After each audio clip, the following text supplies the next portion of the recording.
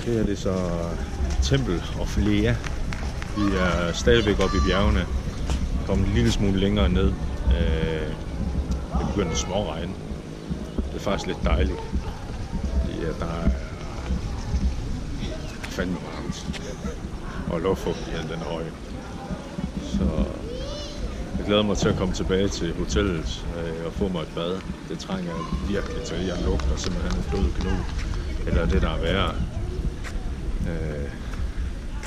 Men det er virkelig flot her. Altså det er...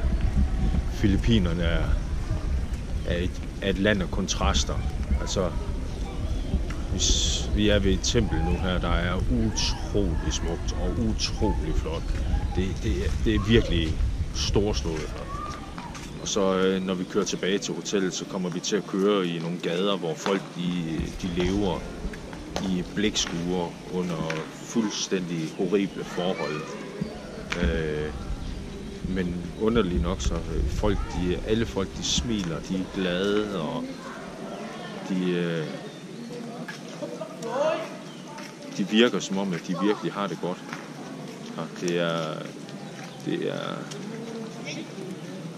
jeg har været i Cebu City under et døgn. Lige omkring et døgn nu. Og det er virkelig utroligt her. Det er det. Det er virkelig utroligt. Det er et virkelig specielt land. Og jeg er sikker på, at jeg kommer tilbage her. Så jeg ser lige... Prøv lige at vise jer ned ad bakken, hvor folk de bor ned ad bakken her. Prøv at se i baggrunden, hvordan folk bor dernede. Det er helt vildt.